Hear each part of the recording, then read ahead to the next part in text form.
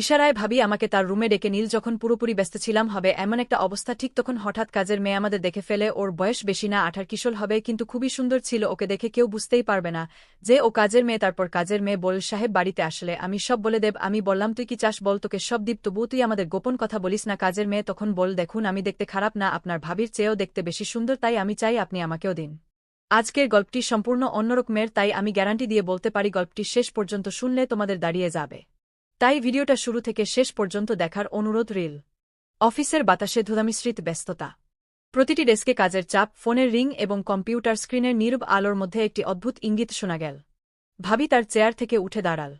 একটি ছোট কিন্তু দীর্ঘ ইশারায় তাকে ডাক দেওয়া হয়েছে, কেউ যিনি সরাসরি বলতে পারছেন না, কিন্তু সেই ইঙ্গিত বোঝাচ্ছে যে আজকের বিষয়টি জরুরি। ভাবি কিছুক্ষণ থেমে দাঁড়াল। তার মন নানা ভাবনা দিয়ে ভরা। এটি কি অফিসিয়াল কাজ নাকি ব্যক্তিগত? হঠাৎ অনুভূত হয় যে এমন ডাকা খুব বিরল। সে জানত ইশারায় কাউকে ডাকা মানেই কোনো গুরুত্বপূর্ণ খবর বা সিদ্ধান্তের সূচনা। সিঁড়ি দিয়ে দ্রুত রুমের দিকে এগোল। রুমের দরজা কিছুটা খোলা ছিল।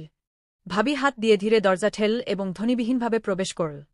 রুমের ভিতরে বাতাস শান্ত ছিল, কিন্তু মনে হচ্ছিল কিছু গুরুত্বপূর্ণ ঘটতে যাচ্ছে। হঠাৎ সে লক্ষ্য করল কাজের মেয়ে সীমা দূর থেকে তাকিয়ে আছে। সীমার চোখে কিছুটা বিস্ময়, কিন্তু দ্রুত সে তার কাজের দিকে মন দিল। ভাবি নিজেকে ধৈর্য ধরে বলল, শান্ত থাকো, সব ঠিকভাবে হবে। সম্ভবত এটি কেবল একটি গুরুত্বপূর্ণ আলোচনার সুযোগ। রুমের ভিতরে বসে ভাবি তার মন শান্ত করার চেষ্টা করল। ইশারায় একটি নীরব সংকেত দিল, দেখে বোঝা যাচ্ছিল আজকের আলোচনার বিষয়টি সাধারণ নয়। তারা একে অপরের চোখে চোখ রেখে কিছুক্ষণ চুপচাপ সময় কাটাল। আমরা কিছু প্রয়োজনীয় সিদ্ধান্ত নিতে যাচ্ছি, ইশারায় হালকা ভয়ে আর উত্তেজনার মিশ্রণে বল। এই মুহূর্তে মনোযোগ দিতে হবে। ভাবি গভীর নিঃশ্বাস নিল। সে জানত যে কোনো অফিস বা ব্যক্তিগত পরিস্থিতি যতই ছোট মনে হোক, সঠিক মনোভাব ও সতর্কতা অপরিহার্য। পরবর্তী মিনিটগুলোতে তারা আলোচনার মাধ্যমে বিভিন্ন বিষয়ের সমাধান খুঁজতে লাগল। কেউ কিছু বল না, শুধুই সংবেদনশীল দৃষ্টি এবং নীরব ইঙ্গিতের মাধ্যমে বোঝা যাচ্ছিল যে সঠিক সিদ্ধান্ত নেওয়া জরুরি। সীমা যা বাইরে ছিল, সে ভাবল যে কখনো কখনো অফিসে এমন নীরব সংকেত সবচেয়ে বড় বিভ্রান্তির জন্ম দিতে পারে। কিন্তু আজ সে নিজেকে নিয়ন্ত্রণ করল এবং শুধুমাত্র প্রয়োজনীয় কাজে মন দিল। ভাবি রুমের ভিতরে বসে নীরবভাবে ইশারার নির্দেশনার দিকে তাকিয়েছিল। হঠাৎ ইশারার হাতে থাকা একটি নোটপ্যাডে কোনো গুরুত্বপূর্ণ তথ্য লেখা দেখল। মনে হল এটা কোনো সাধারণ আলোচনার বিষয় নয়, বরং একটি বড় সিদ্ধান্তের মুহূর্ত। রুমের দরজা হঠাৎ ধাক্কা খেয়ে খোলা হল। সীমা ভীত স্বরে কিন্তু দায়িত্ববোধে ধীরে ধীরে ঢুকল। সে জানত এখানে ঢুকে যাওয়া মানে সরাসরি কিছু বুঝতে পারা। ভাবি দ্রুত মাথা নেড়ে তাকে দেখাল, সব ঠিক আছে, শুধু বসে থাক। ইশারার চোখে এক অদ্ভুত তীব্রতা দেখা গেল। মনে হচ্ছিল আজকের ঘটনা তাদের প্রত্যেকের জন্য কিছু না কিছু শিক্ষা দেবে। আজ আমাদের যা করতে হবে তা খুব সতর্কভাবে করতে হবে, ইশারা বল। কোনো ভুল সিদ্ধান্ত আমাদের জন্য বড় সমস্যার জন্ম দিতে পারে। ভাবি মাথা নেড়ে সম্মতি জানাল। সে জানত কাজের মেয়ে সীমা এই মুহূর্তে শুধু বাইরে থেকে বিষয়টি পর্যবেক্ষণ করছে, কিন্তু যে কোনো ভুল বোঝাবুঝি অফিসের পরিবেশে বিশৃঙ্খলা সৃষ্টি করতে পারে। এরপর ইশারা একটি নোটপ্যাড খুলে কিছু পরিকল্পনার খসড়া দেখাল। আমাদের এখন প্রতিটি পদক্ষেপ চিন্তাভাবনা করে নিতে হবে। প্রথমে ছোট ছোট বিষয়গুলো ঠিক করা দরকার, তারপর বড় সিদ্ধান্ত নেওয়া হবে। ভাবি মনোযোগ দিয়ে নোটপ্যাডের প্রতিটি লাইন পড়ল। তার চোখে একরকম উদ্বেগ, কিন্তু সে জানত ধৈর্য ধরে পরিকল্পনা করলে সব ঠিক হয়ে যাবে। সীমা তখন চুপচাপ তাদের পর্যবেক্ষণ করছিল। হঠাৎ তার মনে হল যদি সে কোনোভাবে সাহায্য করতে পারে তাহলে পুরো পরিস্থিতি আরও সহজ হবে। সে ভেতরে ঢুকেও ধীরে ধীরে বলল, সাহেব যদি কিছু প্রয়োজন হয় আমি সাহায্য করতে পারি। ইশারা হালকা করে হাসল। ঠিক আছে, ধন্যবাদ। তবে এখন আমাদের একা কাজ করতে হবে। এই মুহূর্তে গল্পটি সামনের দিকে এগোজ। অফিসের ভিতরে ছোট ছোট রহস্য, নীরব সংকেত এবং প্রত্যেক চরিত্রের মনোভাব আরও জটিল হচ্ছে। ভাবি বুঝতে পারছে যে শুধু তার নিজের মনোভাব নয়, অফিসের পরিবেশও সতর্কতার দাবি করছে। ভাবি রুম থেকে বেরিয়ে এসে নিজেকে একটু শান্ত করার চেষ্টা করল। তার মনে ছিল আজকের ঘটনা এমন নয় যা সহজে ভোলা যাবে। ইশারার নীরব ইশারা, নোটপ্যাডের পরিকল্পনা এবং সীমার হঠাৎ উপস্থিতি, সব মিলিয়ে মনে হচ্ছিল কিছু বড় ঘটনার সূচনা হয়েছে। প্রায় 1 ঘণ্টা পর ভাবি আবার অফিসে ফিরে এল। সে ডেস্কের পাশে বসে কাজ করতে লাগল, কিন্তু মনোযোগ পুরোপুরি কাজে ছিল না। বারবার তার চোখের কোণে রুমের দরজা ভেসে আসছিল। মনে হচ্ছিল যে কিছু ইঙ্গিত সেখানে দেখেছিল তা শুধু দেখাই ছিল না, ভবিষ্যতের একটি সংকেত ছিল। সীমা তখন নিজের কাজের দিকে মন দিয়েছে। সে জানে যদি সে এখন কোনো ভুল করে পুরো অফিসের পরিবেশে বিশৃঙ্খলা সৃষ্টি হতে পারে।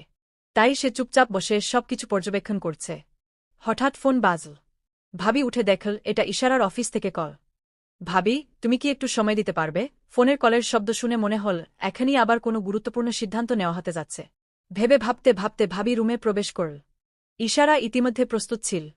তার চোখে আগের মতো তীব্রতা, কিন্তু এবার আরও দিয়ে। সে একটি ফোল্ডার হাতে ধরল। ফোল্ডারে ছিল অফিসের বড় প্রকল্প সংক্রান্ত নথি। আজকে আমাদের অনেক গুরুত্বপূর্ণ সিদ্ধান্ত নিতে হবে, ইশারা বল। প্রতিটি পদক্ষেপ আমাদের ভবিষ্যৎকে প্রভাবিত করবে। তাই তুমি মনোযোগ দাও। ভাবি ধীরে ধীরে ফোল্ডার খুলল। নথিতে ছিল বিভিন্ন প্রস্তাবনা, খসড়া এবং পরিকল্পনা। প্রতিটি লাইনের মধ্যে লুকিয়ে ছিল ছোট ছোট সমস্যা এবং ঝুঁকি, যা সঠিকভাবে মোকাবিলা না করলে বড় সমস্যায় পরিণত হতে পারত। সীমা চুপচাপ রুমের বাইরে দাঁড়িয়েছিল। সে জানত ভেতরের আলোচনা শুধুমাত্র বড়দের জন্য। কিন্তু তার নজর প্রতি মুহূর্তে সবকিছু পর্যবেক্ষণ করছিল। 1 ঘণ্টা কেটে গেল। ভাবি এবং ইশারা একে অপরের চোখে চোখ রেখে ছোট ছোট সমস্যা সমাধান করল। ঠিক সেই মুহূর্তে হঠাৎ রুমের দরজা আবার খোলা হল। সীমা এবার সরাসরি ঢুকল। সাহেব, সে বলল, একটা জরুরি সমস্যা দেখা দিয়েছে। হয়তো আপনার জানা দরকার। ইশারা ও ভাবি একসাথে তাকাল। মনে হল এখনই আসল নাটক শুরু হতে যাচ্ছে। সীমা বিস্তারিত বল, কিভাবে অফিসের একটি গুরুত্বপূর্ণ নথি ভুলভাবে অন্য টিমের হাতে গিয়েছে এবং এর প্রভাব হতে পারে বড়। ইশারা দ্রুত পরিস্থিতি বিশ্লেষণ করল। ঠিক আছে, আমরা এখনই ব্যবস্থা নেব। আমাদের দ্রুত সিদ্ধান্ত নিতে হবে। ভাবি মাথা নেড়ে সম্মতি দিল। মনে হচ্ছিল এটি শুধু একটি সমস্যা নয়, বরং একটি বড় শিক্ষা। অফিসে প্রতিটি পদক্ষেপের গুরুত্ব বুঝতে পারা, ছোট ভুল থেকে বড় সমস্যা এড়ানো, এই মুহূর্তে স্পষ্ট হয়ে গেল। পরবর্তী 1 ঘণ্টা ধরে তারা পরিকল্পনা করল। সীমাসহ অন্যান্য কর্মীরা ধাপে ধাপে সমস্যার সমাধান করতে লাগল। রুমে শোনার মতো নিস্তব্ধতা, তীব্র মনোযোগ এবং ছোট ছোট ধাপ, সব মিলিয়ে মনে হচ্ছিল যেন পুরো অফিস এক বড় নাটকের অংশ। শেষ মুহূর্তে ভাবি এবং ইশারা ধীরে ধীরে ফোল্ডার বন্ধ করল। ধীরে ধীরে রুমে শান্তি ফিরে এল। তারা বুঝল আজকের ঘটনা তাদের দ্রুত সিদ্ধান্ত নেওয়ার ক্ষমতা, সতর্কতা এবং একে অপরের সহযোগিতা শেখাল। সীমা বাইরে গিয়ে অন্য টিমকে সমাধানের নির্দেশ দিল। ভাবি জানল আজকের অভিজ্ঞতা তাকে শিখিয়েছে, কখনো কখনো ছোট ইশারায় ডাকও বড় সিদ্ধান্তের সূচনা হতে পারে। অফিসের কক্ষের বাতাস ধীরে ধীরে শান্ত হচ্ছিল। রুমের আভা, হালকা আলো আর কম্পিউটারের নীরব স্ক্রিন, সব মিলিয়ে মনে হচ্ছিল যেন একটি নাটকের দৃশ্য স্থির হয়ে গেছে। ভাবি বসে তার ডেস্কে, কিন্তু চোখ রুমের দরজার দিকে বারবার যাচ্ছে। মনে হচ্ছিল যে ইঙ্গিত তাকে রুমে ডেকেছিল তার গভীর অর্থ আরও স্পষ্ট হওয়া বাকি। সীমা তখন বাইরে বসে তার কাজ করছিল, কিন্তু তার মনোযোগ পুরোপুরি সেখানে নেই। সে জানে যে ছোট ভুলও বড় সমস্যার সূচনা করতে পারে। তাই সে নিজেকে ধরে রাখছে এবং শুধু পর্যবেক্ষণ করছে। হঠাৎ ফোনের ঘণ্টা বাজল। ভাবি দ্রুত ফোনটি ধরল। কলে ইশারা বলল, ভাবি, একটু সময় দাও। এখনই গুরুত্বপূর্ণ আলোচনা করতে হবে। ভেবে ভেবে ভাবি আবার ইশারা রুমের দিকে এগোল। দরজা ধীরে ধীরে খুলল। রুমের ভিতরে ইশারা দাঁড়িয়ে আছে, তার চোখে আগের মতোই তীব্রতা, কিন্তু এবার আরও দৃঢ় ও সংগঠিত। ইশারা একটি ফোল্ডার হাতে ধরল। ফোল্ডারে ছিল অফিসের গুরুত্বপূর্ণ প্রকল্পের খসড়া। প্রতিটি লাইনে লুকানো ছিল ছোট ছোট সমস্যার সম্ভাবনা। ইশারা ধীরে ধীরে বলল, আজ আমাদের সিদ্ধান্ত নিতে হবে। প্রতিটি পদক্ষেপ আমাদের ভবিষ্যতের উপর প্রভাব ফেলবে। ভাবি ফোল্ডার খুলল এবং গভীর মনোযোগে প্রতিটি লাইন পড়তে লাগল। তার চোখে উদ্বেগ, কিন্তু মনে জানত ধৈর্য এবং সতর্কতা সর্বদা ফলপ্রসূ। সীমা রুমের বাইরে দাঁড়িয়ে ভাবল, যদি সে কিছু সাহায্য করতে পারে তাহলে পুরো পরিস্থিতি সহজ হবে। সে ধীরে ঢুকল। সাহেব, যদি কিছু প্রয়োজন হয় আমি সাহায্য করতে পারি। ইশারা হালকা করে হাসল। ঠিক আছে, তবে এখন আমাদের একা কাজ করতে হবে। ঘণ্টার পর ঘণ্টা কেটে গেল। ভাবি ও ইশারা একে অপরের সঙ্গে নির্বতা এবং সংলাপের মাধ্যমে ছোট সমস্যাগুলি সমাধান করল। ধীরে ধীরে প্রতিটি সিদ্ধান্ত নতুন পথের সূচনা করল। হঠাৎ দরজা আবার খোলা হল। সীমা এবার সরাসরি ঢুকল। সাহেব, একটি গুরুত্বপূর্ণ সমস্যা দেখা দিয়েছে। হয়তো আপনাকে জানা দরকার। ইশারা এবং ভাবি একসাথে তাকাল। সীমা জানাল, একটি গুরুত্বপূর্ণ নথি ভুলভাবে অন্য টিমের হাতে গিয়েছে। ইশারা দ্রুত বিশ্লেষণ করল। ঠিক আছে, এখনই ব্যবস্থা নিতে হবে। ভাবি মাথা নেড়ে সম্মতি দিল। মনে হল এটি কেবল সমস্যা নয়, বরং একটি শিক্ষা। অফিসে প্রতিটি পদক্ষেপের গুরুত্ব বুঝতে পারা, ছোট ভুল থেকে বড় সমস্যা এড়ানো আজ স্পষ্ট হয়ে গেল। পরবর্তী 1 ঘণ্টা তারা পরিকল্পনা করল। সীমা এবং অন্যান্য কর্মীরা ধাপে ধাপে সমস্যার সমাধান করল। রুমে শোনার মতো নিস্তব্ধতা, তীব্র মনোযোগ এবং ছোট ধাপ, সব মিলিয়ে মনে হচ্ছিল পুরো অফিস একটি বড় নাটকের অংশ। শেষ মুহূর্তে ভাবি ও ইশারা ধীরে ধীরে ফোল্ডার বন্ধ করল। শান্তি ফিরে এলো। তারা বুঝল আজকের ঘটনা তাদের দ্রুত সিদ্ধান্ত নেওয়ার ক্ষমতা, সতর্কতা এবং সহযোগিতা শিখিয়েছে। সীমা বাইরে গিয়ে টিমকে নির্দেশ দিল। ভাবি জানল আজকের অভিজ্ঞতা তাকে শিখিয়েছে, কখনো কখনো ছোট ইশারায় ডাকও বড় সিদ্ধান্তের সূচনা হতে পারে। ভবিষ্যতের সিদ্ধান্তগুলো এখন ধীরে ধীরে স্পষ্ট হতে শুরু করেছে। রুমের ভিতরে ধীরে ধীরে শান্তি নেমে এসেছে, কিন্তু ভাবির মনে এখনও উত্তেজনা রয়ে গেছে। যে ইঙ্গিত তাকে ডেকেছিল আজকের ঘটনার মূল চাবিকাঠি সে এখন পুরোপুরি বুঝতে পারছে। সীমা এখন ডেস্কের পাশে দাঁড়িয়ে আছে, তার চোখে সতর্কতার ছায়া। সে জানে যে ছোট একটি ভুলও বড় সমস্যার সূচনা করতে পারে।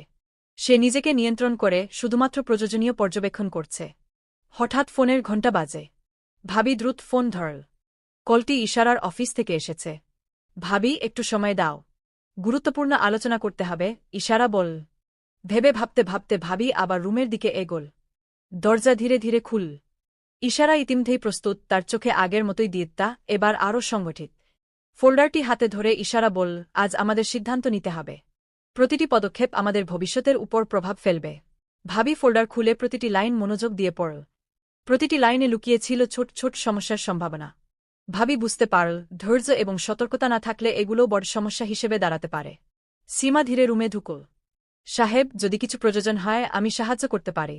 ইশারা হালকা করে হাসল। ঠিক আছে, তবে এখন আমাদের একা কাজ করতে হবে। ঘণ্টার পর ঘণ্টা কেটে গেল। ভাবি এবং ইশারা একে অপরের সঙ্গে নির্বতা এবং সংলাপের মাধ্যমে ছোট সমস্যাগুলো সমাধান করল। প্রতিটি সিদ্ধান্ত নতুন পথের সূচনা করল। হঠাৎ দরজা খোলা হল। সীমা এবার সরাসরি ঢুকল। সাহেব, একটি গুরুত্বপূর্ণ সমস্যা দেখা দিয়েছে।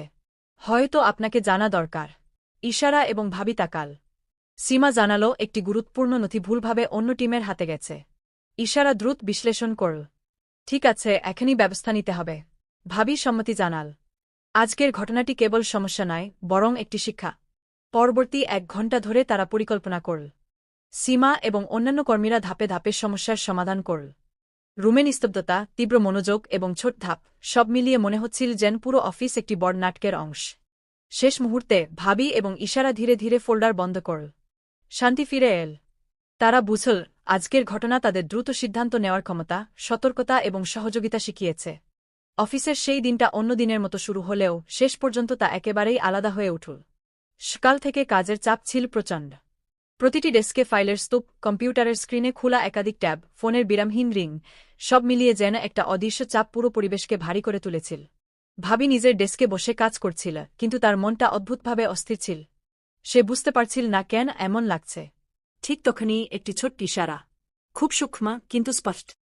কেউ তাকে ডাকছে, সরাসরি নয়, ইঙ্গিতে। সে মাথা তুলে চারপাশে তাকাল। কেউ সরাসরি কিছু বলছে না, কিন্তু সেই ইশারার অর্থ পরিষ্কার, তাকে রুমে যেতে হবে। সে ধীরে ধীরে উঠে দাঁড়াল।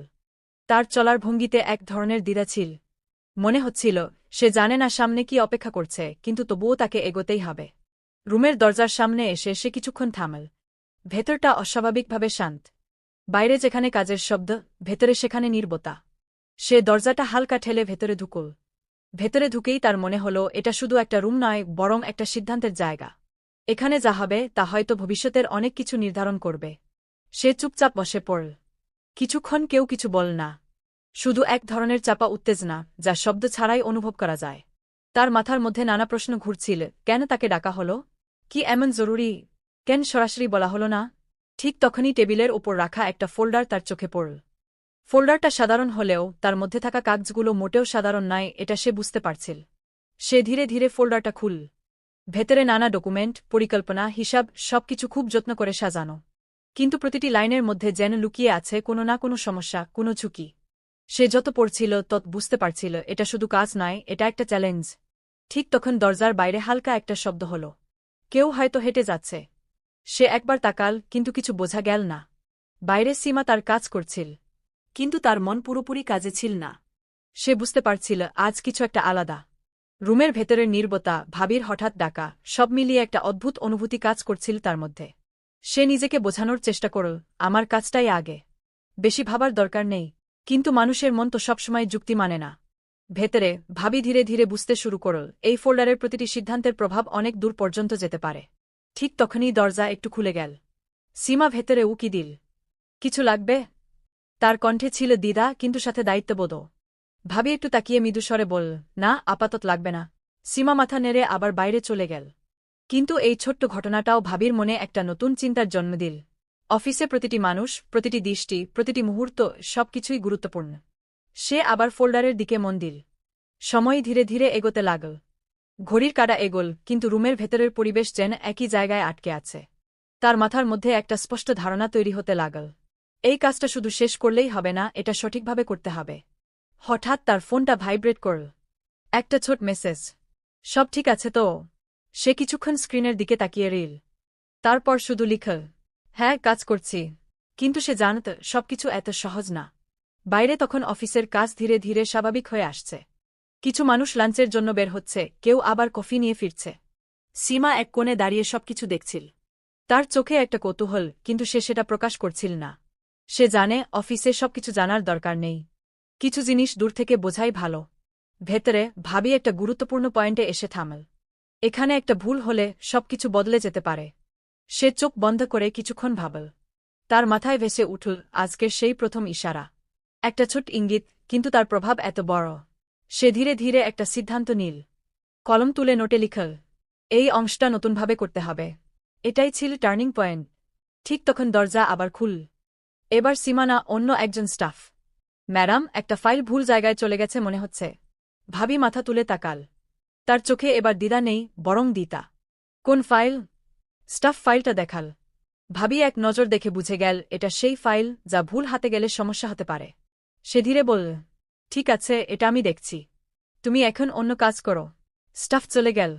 রুম আবার শান্ত। কিন্তু এবার সেই শান্তির ভেতরে এক ধরনের নিয়ন্ত্রণ আছে। ভাবি বুঝতে পারল আজকের দিনটা শুধু কাজের না, এটা শেখার দিন। সে ফোল্ডার বন্ধ করল না, বরং আরও মনোযোগ দিয়ে খুলে বসে রিল। বাইরে সূর্যের আলো একটু নরম হয়ে এসেছে। বিকেল নামছে।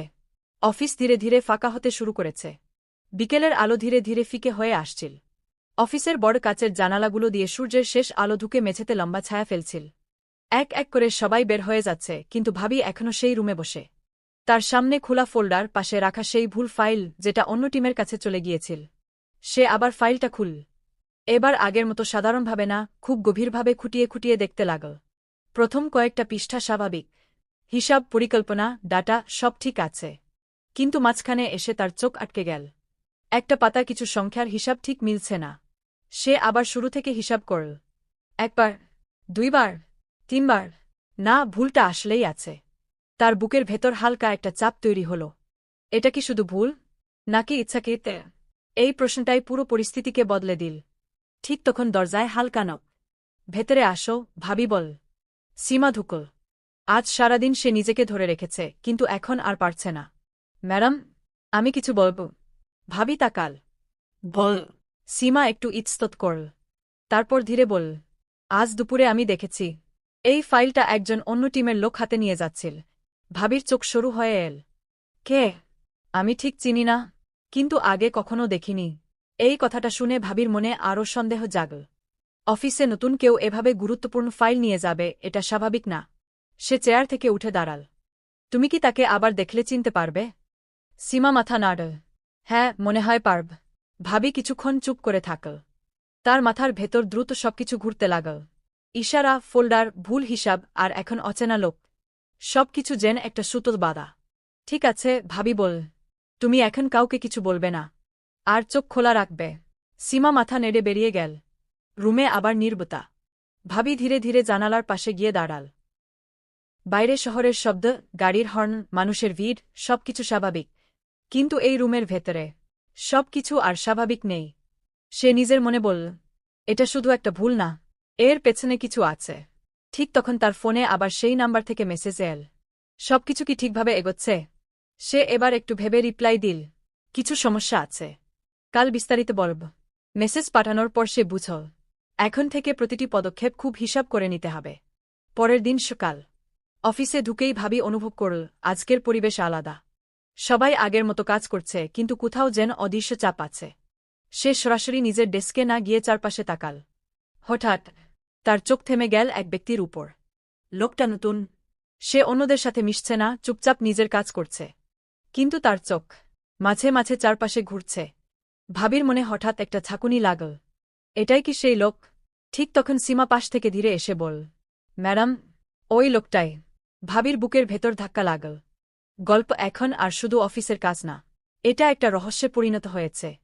সকালটা যত এগোতে লাগল, ভাবির ভেতরের অস্থিরতাও তত বাড়তে লাগল। সে নিজের ডেস্কে বসে থাকলেও তার মন পুরোপুরি সেই অচেনা লোকটার দিকে আটকে আছে। লোকটা খুব স্বাভাবিকভাবে কাজ করছে, কম্পিউটারে টাইপ করছে, মাঝে মাঝে ফাইল দেখছে। কিন্তু একটা জিনিস অস্বাভাবিক, সে কারো সাথে তেমন কথা বলছে না। অফিসে নতুন কেউ এলে সাধারণত সবাই একটু কথা বলে পরিচিত হয়, কিন্তু এই লোকটা যেন ইচ্ছে করেই নিজেকে আলাদা রাখছে। ভাবি ধীরে ধীরে সীমাকে ডাকল, ওর ওপর নজর রাখো। কিন্তু যেন বুঝতে না পারে। সীমা মাথা নাড়ল। তার চোখেও এখন উত্তেজনা, এটা আর শুধু কাজ না, একটা রহস্য। 1 ঘণ্টা পর লোকটা তার চেয়ার থেকে উঠল, হাতে একটা ফাইল। ভাবির চোখ সঙ্গে সঙ্গে ওর দিকে গেল। লোকটা ধীরে ধীরে হাঁটতে হাঁটতে অফিসের এক কোণায় গেল, যেখানে খুব কম লোক যায়। ভাবি আর বসে থাকতে পারল না। সে ধীরে ধীরে উঠে দাঁড়াল এবং কিছুটা দূরত্ব রেখে তাকে অনুসরণ করতে লাগল। তার হৃদস্পন্দন একটু দ্রুত হয়ে গেছে। আমি কি ঠিক করছি? মনে প্রশ্ন এল, কিন্তু সাথে সাথে আরেকটা উত্তর, এটা জানা দরকার। লোকটা করিডোর পেরিয়ে একটা ছোট স্টোর রুমের সামনে থামল, চারপাশে তাকাল। ঠিক তখনই ভাবি দেয়ালের আড়ালে লুকিয়ে পড়ল। লোকটা দরজা খুলে ভেতরে ঢুকে গেল। কয়েক সেকেন্ড ভাবি ধীরে ধীরে দরজার কাছে গেল। ভেতর থেকে হালকা কাগজ নাড়াচাড়ার শব্দ আসছে। সে দরজার ফাঁক দিয়ে উকি দিল, আর যা দেখল, তার বুক কেঁপে উঠল। লোকটা সেই একই ফাইল খুলে কিছু পৃষ্ঠা আলাদা করছে, আর নিজের ব্যাগে ঢুকাচ্ছে। এটা আর ভুল না, এটা ইচ্ছাকৃত। ঠিক তখনই পেছন থেকে একটা কণ্ঠ, আপনি এখানে কি করছেন? ভাবি হঠাৎ ঘুরে দাঁড়াল। একজন সিনিয়র স্টাফ দাঁড়িয়ে আছে। কিছুক্ষণ দুজনেই চুপ। ভাবি দ্রুত নিজেকে সামলে নিয়ে বল, আমি একটা ফাইল খুঁজছিলাম, মনে হলো এখানে থাকতে পারে। স্টাফ সন্দেহের চোখে তাকাল, কিন্তু কিছু বল না। ঠিক আছে বলে চলে গেল। ভাবি আবার দরজার দিকে তাকাল। এখন কি করবে? ভেতরে ঢুকবে নাকি বাইরে থেকেই দেখবে? সে সিদ্ধান্ত নিল এখনই কিছু করা ঠিক না। ধীরে ধীরে সে নিজের ডেস্কে ফিরে এল। তার মাথায় এখন একটা জিনিসই ঘুরছে, ও লোকটাকে, আর সে এটা কেন করছে? কিছুক্ষণ পর লোকটা আবার নিজের জায়গায় ফিরে এল। মুখে কোনো ভাব নেই, যেন কিছুই হয়নি। এই স্বাভাবিক আচরণটাই আরও সন্দেহজনক। দুপুরে ভাবি সিদ্ধান্ত নিল এবার সরাসরি কথা বলতে হবে। সে লোকটার ডেস্কের কাছে গেল। একটু কথা বলতে পারি? লোকটা তাকাল। তার চোখে 1 সেকেন্ডের জন্য বিস্ময়, তারপর আবার স্বাভাবিক। জি বলুন। ভাবি চেয়ার টেনে বসল। আপনি নতুন তাই না? জি। কোন টিমে? লোকটা একটু থামল। Data support. ভাবির মনে আবার একটা সন্দেহ। এই প্রজেক্টের সাথে ডাটা সাপোর্টের সরাসরি কোনো সম্পর্ক নেই। সে ধীরে বলল, আজকে সকালে একটা ফাইল নিয়ে কাজ করছিলেন, সেটার কি আপডেট? লোকটা এবার পুরোপুরি থেমে গেল। তার চোখে হালকা টেনশন। কোন ফাইল? ভাবি সরাসরি তাকিয়ে বল, যেটা আপনি স্টোর রুমে নিয়ে গিয়েছিলেন। এই এক বাক্যে পরিস্থিতি পুরো বদলে গেল। লোকটার মুখের ভাব পাল্টে গেল। কয়েক সেকেন্ড কেউ কিছু বল না। অফিসের চারপাশের শব্দ চলছে, কিন্তু এই ছোট্ট জায়গাটায় যেন সব থেমে গেছে। লোকটা ধীরে বল, আপনি যা ভাবছেন বিষয়টা তেমন না। ভাবি ঠান্ডা গলায় বল, তাহলে কেমন?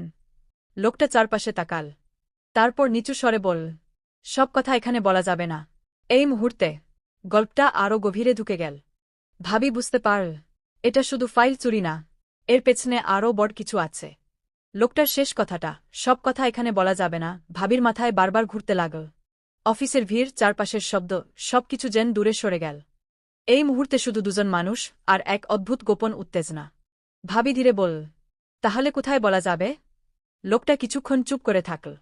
তার চোখে দ্বিধা স্পষ্ট, যেন সে ঠিক বুঝতে পারছে না বিশ্বাস করবে না করবে না।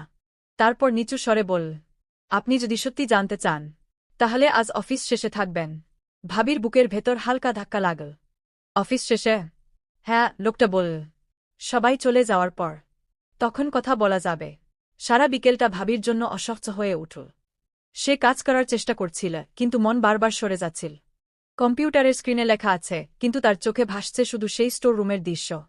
ফাইল, কাগজ আলাদা করা, আর লোকটার অস্বাভাবিক শান্ত মুখ। সীমা কয়েকবার এসে জিজ্ঞেস করল, ম্যাডাম সব ঠিক আছে? ভাবি শুধু মাথা নেড়ে বল, হ্যাঁ, তুমি শুধু খেয়াল রাখো। অবশেষে অফিস শেষ হল। এক এক করে সবাই বেরিয়ে গেল। কেউ হাসতে হাসতে, কেউ ক্লান্ত মুখে দিনের কাজ শেষ করে। কিন্তু ভাবি কোথাও গেল না। সে নিজের ডেস্কে বসে রিল। ঘড়ির কাঁটা ধীরে ধীরে 6টা ছুল। তারপর অর্ধ 6টে। অফিস প্রায় ফাঁকা। হঠাৎ পেছন থেকে সেই কণ্ঠ, আপনি এখনও আছেন? ভাবি ঘুরে তাকাল। লোকটা দাঁড়িয়ে আছে। আজ তার মুখে আগের মতো নির্লিপ্ত ভাব নেই, বরং এক ধরনের চাপা উত্তেজনা। চলুন, লোকটা বল। কোথায়? এখানে না। দুজন ধীরে ধীরে অফিসের ভেতরের দিকে হাঁটতে লাগল। করিডোর পেরিয়ে লাইটগুলো এক এক করে নিভে যাচ্ছে। শেষে তারা সেই স্টোর রুমের সামনে এসে দাঁড়াল, যেখানে সব শুরু হয়েছিল। লোকটা দরজা খুল। ভেতরে হালকা অন্ধকার, একটা ছোট বাতি জ্বলছে। ভেতরে ঢুকে দরজা বন্ধ করতেই একটা অদ্ভুত নিস্তব্ধতা। ভাবি সরাসরি বল, এবার বলুন। লোকটা গভীর নিঃশ্বাস নিল। আমি যা করছি সেটা ভুল মনে হতে পারে, কিন্তু আসলে আমি চুরি করছি না। ভাবির ভ্রু কুঁচকে গেল। তাহলে? লোকটা ধীরে বল, আমি প্রমাণ সংগ্রহ করছি।